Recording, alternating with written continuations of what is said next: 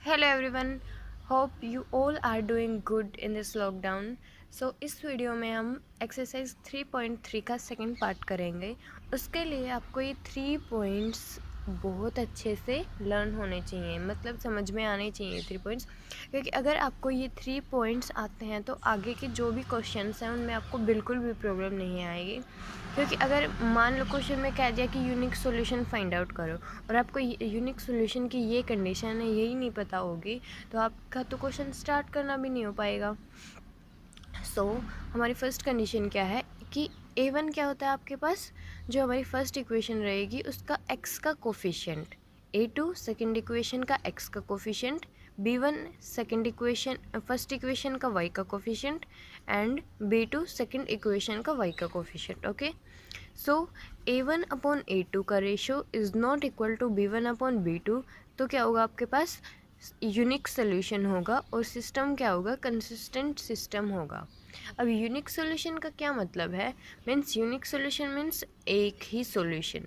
और एक ही सोल्यूशन कब होगा, जब हमारे लाइंस सिर्फ एक पॉइंट पर इंटरसेक्ट करेंगे। अगर हमारे लाइंस 2 पॉइंट पर इंटरसेक्ट करेंगे तो हमारा जो सॉल्यूशन है वो हमारे पास, मतलब जितनी बार हमारी लाइन इंटरसेक्ट करेगी उतने हमारे सॉल्यूशन होंगे। अगर 2 पॉइंट्स पर कट कर रही है, इंटरसेक्ट कर रही है, तो 2 सॉल्यूशन हो जाएंगे, 3 तो 3 सॉल्यूशन हो जाएंगे। लेकिन यूनिक सॉल्यूशन में आपके पास हमारी जो लाइंस है वो सिर्फ और सिर्फ एक पॉइंट पर ही इंटरसेक्ट करेगी। ओके, सेकेंड कंडीशन क्या है हमारे पास, a1 upon a2 is equal to b1 upon b2 is not equal to c1 upon c2। इसमें आपके पास क्या होगा, नो सॉल्यूशन मीन्स, और सिस्टम कौन सा होगा आपका, इनकंसिस्टेंट सिस्टम मीन्स जो आपके लाइंस है वो कहीं भी इंटरसेक्ट नहीं कर रही हैं।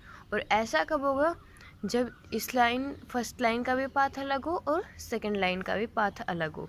देखो अब ये दोनों एक दूसरे के पैरेलल होंगी। अगर मान लो कि ये लाइन ऐसे है और ये लाइन ऐसे है, ये इंटरसेक्ट तो नहीं करी, लेकिन अगर हम इनको एक्सटेंड करें थोड़ा तो ये एक पॉइंट पर जाकर इंटरसेक्ट करेंगे। सो ऐसे हमारी लाइंस नहीं होंगी। नो सॉल्यूशन मीन्स कभी भी कितना भी इनको हम एक्सटेंड कर ले, ये हमारे पास इंटरसेक्ट नहीं करने वाली है। तो इंटरसेक्ट नहीं करेंगी तो इसका मतलब ये ज़रूर और ज़रूर पैरेलल ही होंगी। ओके, तो थर्ड कंडीशन है हमारे पास, a1 upon a2 is equal to b1 upon b2 is equal to c1 upon c2 means infinitely solution. और सिस्टम कौन सा होगा हमारे पास, consistent system means infinite solution कब होगा, आप खुद ही सोचो। यूनिक सॉल्यूशन में एक बार इंटरसेक्ट कर रही थी, नो सॉल्यूशन में एक बार भी इंटरसेक्ट नहीं कर रही थी। इनफाइनाइट सॉल्यूशन में मतलब बहुत ही ज़्यादा इनके सॉल्यूशंस होंगे। तो इस कंडीशन में हमारे पास लाइंस कैसी होंगी, मीन्स इन दोनों लाइंस का पाथ एक ही है। फर्स्ट लाइन का भी पाथ यही है, सेकंड लाइन का भी पाथ यही है, मीन्स इन दोनों के सारे जो कॉमन पॉइंट्स हैं वो सेम हैं। जो भी सॉल्यूशन है इनके सारे के सारे सेम हैं। तभी तो ये इसके इनके मतलब ये हर जगह ये एक दूसरे के इसका साथ टच हो रही है, तभी तो इनके इनफाइनाइटली सॉल्यूशन बनेंगे। वरना कैसे बनेंगे, वरना यूनिक सॉल्यूशन हो जाएगा, नो सॉल्यूशन हो जाएगा। ओके, सो ये 3 पॉइंट्स हैं। इन यूनिक सॉल्यूशन की क्या कंडीशन होगी, नो सॉल्यूशन की क्या कंडीशन होगी, इनफाइनाइटली की क्या कंडीशन होगी, ये तीनों चीज़ें आपको लर्न होनी चाहिए। ओके, वरना इनके बिना आपके क्वेश्चंस नहीं हो पाएंगे। अब ये चीज़ आप क्वेश्चन नंबर 11 में ही देख लीजिए। इसमें क्या कहता है कि for which value of lambda, means हमें लैम्डा की वैल्यू फाइंड आउट करनी है to the pair of linear equation. ये हमारे पास एक इक्वेशन है, this is our second equation है।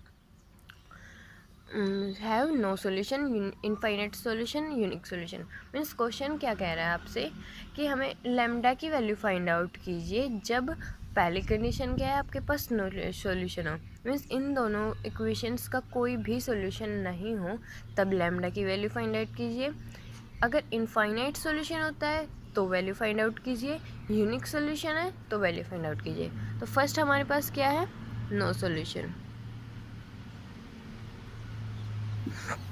नो सॉल्यूशन की कंडीशन क्या है, a1 upon a2 is equal to B1 upon B2 is not equal to C1 upon C2। C1 C2 के आपके पास कॉन्स्टेंट टर्म हमारी दोनों इक्वेशन में। फर्स्ट इक्वेशन है आपके पास lambda x plus y is equal to lambda square x plus lambda y is equal to 1। Okay, so first देखो 1 1 1 means हमारी फर्स्ट इक्वेशन के A1 A2 C1 A1 B1 C1 होंगे and second equation के A2 B2 C2 होंगे। Okay, so first equation में A1 होगा हमारा x का coefficient means lambda, A2 x का कोफिशिएंट सेकेंड इक्वेशन में means 1 is equal to 1 upon lambda is not equal to lambda square upon 1। Okay, तो हमें क्या करना है, हमें करना है लैम्डा की वैल्यू फाइंड। तो हम दोनों इक्वेशंस को लेंगे, lambda upon 1 is equal to 1 upon lambda, cross multiplication. So ये लैम्डा के पास चला जाएगा और 1 1 के पास, ऐसे होती है आपकी cross multiplication means lambda square is equal to 1। अब एक गलती आप बिल्कुल मत कर देना जो मोस्टली बच्चे कर देते हैं। अब ये देखो lambda square is equal to 1 है तो लैम्डा इज इक्वल टू 1, ये बच्चे गलती करते हैं, ये बिल्कुल नहीं होता। Lambda square is equal to 1 है तो लैम्डा इज इक्वल टू √1 होगा, और जब भी रूट से कोई चीज़ बाहर आती है तो वो हमेशा प्लस और माइनस आती है, प्लस और माइनस 1। अब देखो प्लस माइनस 1 हुआ, अब प्लस 1 का भी स्क्वायर 1 होता है और माइनस 1 का भी स्क्वायर 1 होता है। तो ये हम कैसे कह सकते हैं कि हमारी जो वैल्यू होगी वो +1 ही होगी, -1 भी तो हो सकती है क्योंकि उसका भी तो स्क्वायर 1 ही है ना। इसलिए जब भी आप रूट से कोई चीज़ बाहर निकालेंगे तो हमेशा प्लस और -1 ही आएगी वो वैल्यू, +1 मत कर देना आप। अब देखो हमारे पास दो वैल्यू आ गई, एक +1 और एक -1। अब हमें ये कैसे पता चलेगा कि नो सॉल्यूशन के लिए कौन सी वैल्यू है, इनमें से कौन सी वैल्यू इस कंडीशन को सेटिस्फाई कर रही है। पुट करके देखो, लैम्डा इज इक्वल टू +1, मान लो हमने +1 रखा, सारी वैल्यू यहाँ रख दो, 1/1 इज इक्वल टू 1/1, लैम्डा की जगह हमने रख दिया, इज़ नॉट इक्वल टू 1 का स्क्वायर क्या होता है आपके पास, मैंने अभी आपको बताया था 1 का स्क्वायर 1 अपॉन 1। अब ये कंडीशन तो हमारे पास लैम्डा की जो पॉजिटिव वैल्यू है वो हमारी इस कंडीशन को सेटिस्फाई नहीं कर रही, क्योंकि ये है तो तीनों इक्वल और यहाँ पर हमारे पास क्या होना चाहिए, नॉट इक्वल। अब हम पुट करेंगे lambda is equal to -1, so -1 upon 1 is equal to 1 upon -1 is not equal to -1 का स्क्वायर 1 एंड डिवाइडेड बाय 1। अब देखो ये क्या हो जाएगा आपके पास, -1 is equal to -1 is not equal to 1। Lambda की -1 जो वैल्यू है वो हमारी इस कंडीशन को, नो सॉल्यूशन की कंडीशन को सेटिस्फाई कर रही है। अब देखो अगर आप सिर्फ लैम्डा की पॉजिटिव वैल्यू ले लेते तो आपका ये क्वेश्चन गलत हो जाता। सो आपको ये ऐसी छोटी छोटी मिस्टेक्स बिल्कुल नहीं करनी है। सो लैम्डा की वैल्यू क्या होगी, -1 4 नो सॉल्यूशन। ओके, अब हम करते हैं इनफाइनाइट सॉल्यूशन की। सेकंड क्या है आपके पास, इनफाइनाइट सॉल्यूशन के लिए फाइंड आउट करनी है। ओके, इनफाइनाइट के लिए अब आपको कंडीशन याद होनी चाहिए, क्या है, A1 upon A2 is equal to B1 upon B2 is equal to C1 upon C2। Equation क्या थी हमारे पास, lambda x plus y is equal to lambda square and x plus lambda y is equal to 1। Okay, A1 क्या होगा आपके पास, lambda upon A2 क्या है आपके पास 1 is equal to 1 upon lambda is equal to lambda square upon 1। ये आपके पास इस कंडीशन को हमारी वैल्यूज सेटिस्फाई करनी चाहिए। तो हम सबसे पहले क्या करेंगे, लैम्डा की वैल्यू को फाइंड आउट करेंगे। टेकिंग कंडीशन फर्स्ट एंड 2, तो क्या हो जाएगा, lambda upon 1 is equal to 1 upon lambda, cross multiply कर दो, lambda square is equal to 1 and lambda is equal to +-1। Okay, so अब हम देखेंगे कि हमारी प्लस वैल्यू +1 सेटिस्फाई करेगी इस इक्वेशन को या फिर -1 सेटिस्फाई करेगी। सो +1 पुट कर दो हमारी इस कंडीशन में, 1 upon 1 is equal to 1 upon 1 is equal to 1 का स्क्वायर क्या होता है, 1 का स्क्वायर होता है 1 अपॉन 1। मीन्स ये हमारे जो लैम्डा की वैल्यू है +1 ये सेटिस्फाई कर रही है हमारी इनफाइनाइट सॉल्यूशन वाली कंडीशन को, तो हमारी लैम्डा की वैल्यू हो जाएगी +1। नाउ थर्ड पॉइंट हमारे पास क्या है, यूनिक सॉल्यूशन। अब देखो इनमें आपको ना रटने की ज़रूरत नहीं है, मतलब आप इनमें थोड़ा समझने की कोशिश कीजिए। अब देखो हमारे पास क्या था, इनफाइनाइट सॉल्यूशन, मतलब बहुत सारे सॉल्यूशन। अब बहुत सारे सॉल्यूशन मतलब दोनों लाइंस का पाथ मतलब बहुत ज़्यादा बार वो इंटरसेक्ट कर रही हैं। अब ये तो है नहीं कि ऐसे ऐसे ऐसे इंटरसेक्ट करती जाएगी, बिल्कुल नहीं, लाइन हमेशा स्ट्रेट होगी। तो मीन्स अगर स्ट्रेट है और बहुत ज़्यादा सॉल्यूशन है तो आप खुद सोचो, मीन्स इसका मतलब क्या होगा, इन दोनों का पाथ सेम है। अब यूनिक सॉल्यूशन मतलब एक सॉल्यूशन मतलब इंटरसेक्ट कर रही है एक बार, तो हमारे पास क्या हो जाएगा, यूनिक सॉल्यूशन। थोड़ा इनको रिलेट करके समझिए, आपको हमेशा ज़्यादा दिनों तक, ज़्यादा टाइम तक याद रहेंगे। अगर आपने ये रट लिया A1/A2 is not equal to B1/B2 unique, तो आप बहुत जल्दी भूल जाओगे। अगर आप इनको समझ के याद करोगे तो ये आपको ज़्यादा टाइम तक याद रहेंगे। सो यूनिक सोल्यूशन की क्या कंडीशन होगी हमारे पास, A1/A2 is not equal to B1/B2।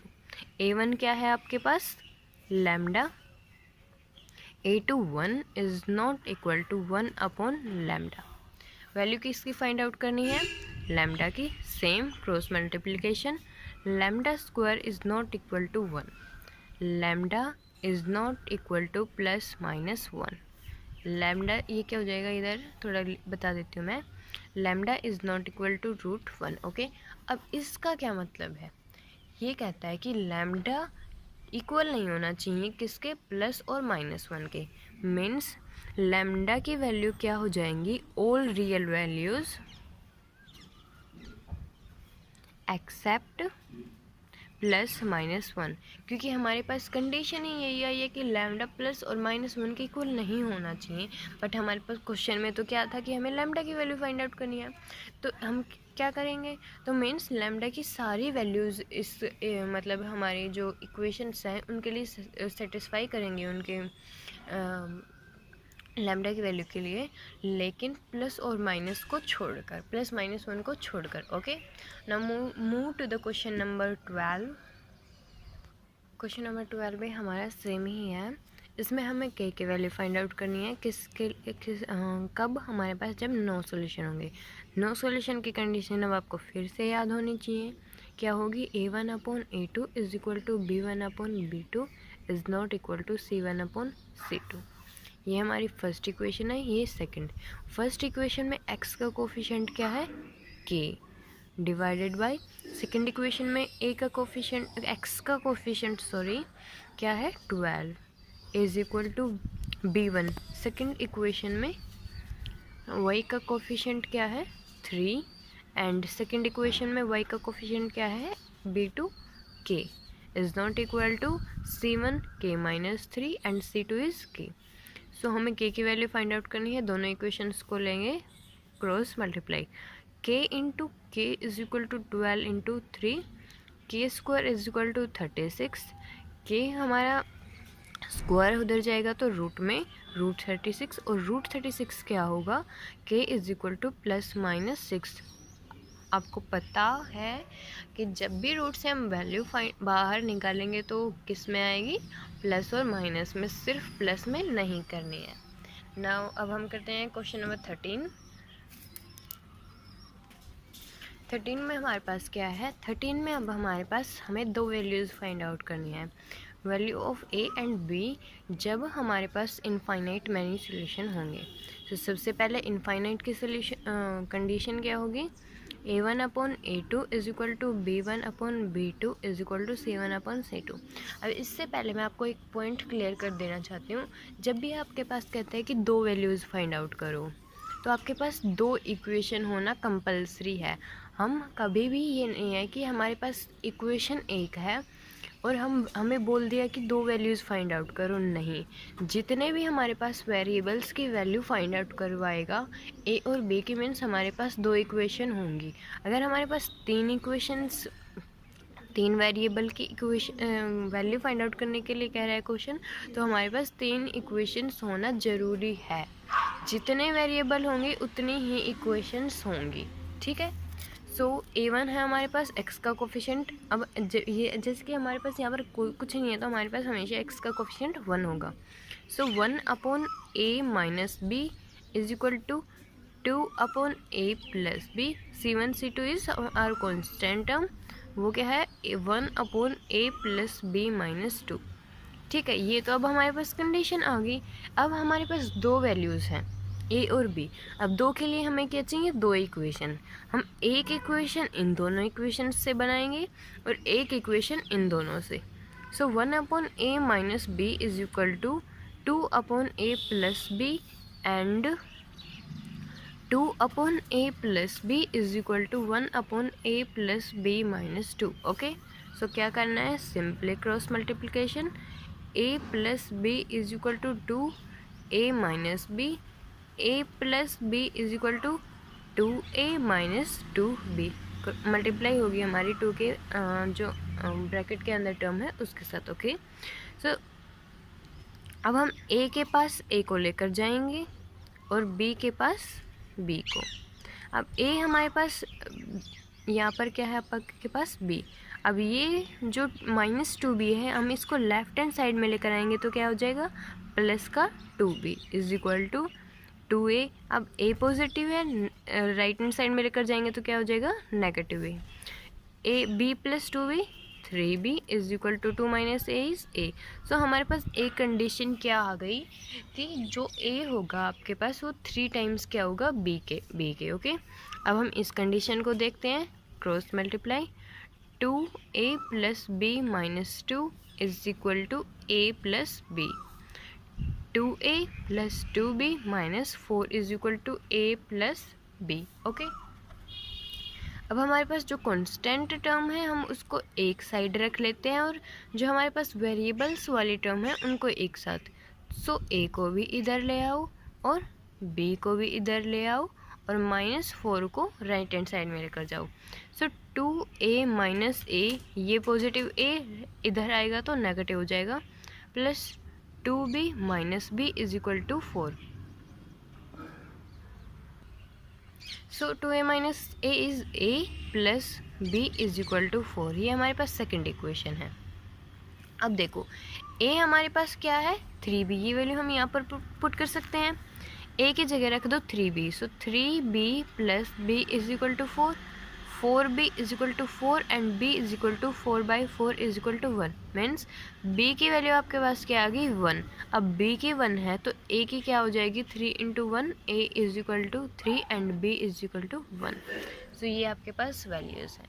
अब हम करते हैं इस एक्सरसाइज के लास्ट क्वेश्चन, क्वेश्चन नंबर 14 को। Let's do it. Question number 14। अब देखो क्वेश्चन नंबर 14 में भी कुछ अलग नहीं है, सेम हमारे पास p की वैल्यू आपको फाइंड आउट करनी है। अब देखो इसमें एक चीज़ है कि इसमें आपको डायरेक्ट नहीं बोला कि भाई कि यूनिक सॉल्यूशन, इनफाइनाइट सॉल्यूशन और कौन सा नो सॉल्यूशन की कंडीशन डायरेक्ट नहीं बोले, इसमें आपको इनडायरेक्ट बोला है कि इक्वेशंस हमारे पास पैरेलल हैं। देखो पैरेलल कैसे होंगी, ऐसे मीन्स कोई भी इंटरसेक्ट नहीं करी, मीन्स कोई भी इनका कॉमन पॉइंट नहीं है, तो मीन्स इनका क्या होता है नो सॉल्यूशन। मैंने आपको ये याद करने के बारे में बताया था, नो सॉल्यूशन। नो सॉल्यूशन की कंडीशन क्या होती है, a1/a2 is equal to b1/b2 is not equal to c1/c2। ये हमारे पास a1 मतलब x का कोफिशिएंट, y का कोफिशिएंट -1 और ये आपके पास है हमारी कांस्टेंट टर्म। a1 क्या होगा 3, a2 6 is equal to b1 -1, b2 -2 is not equal to c1 -5 and c2 -p। अब देखो 6 और सी ये न्यूमरेटर डिनोमिनेटर कैंसिल आउट हो रहा है, 3 2 से 6, सो 2 माइनस से माइनस कैंसिल आउट, माइनस से माइनस कैंसिल आउट, मीन्स क्या हो गया 1/2 is equal to 1/2 is not equal to 5/p। अब हमें करना क्या है, हमें क्या करना है p की वैल्यू फाइंड आउट करनी है। ये दोनों तो सेम है तो इनको लेंगे तो हमारे पास क्या हो जाएगा, क्रॉस मल्टीप्लाई कर दो, p is not equal to 10। ऐसा केस आपके पास पहले आ चुका है, तो p की वैल्यू क्या होगी हमारे पास, all real values except 10। Okay, तो ये था आपके क्वेश्चन नंबर 14 एक्सरसाइज 3.3 का। आपकी एक्सरसाइज 3.3 कंप्लीट हो गई है। नेक्स्ट वीडियो में एक्सरसाइज 3.4 को शुरू करेंगे। अगर आपको इस वीडियो में या एक्सरसाइज 3.3 में कोई भी क्वेश्चन में डाउट है तो आप मुझे कमेंट में बता सकते हैं। नेक्स्ट वीडियो में मैं उस क्वेश्चन को रिपीट कर दूँगी। Okay, so this is all for this video. See you in the next one.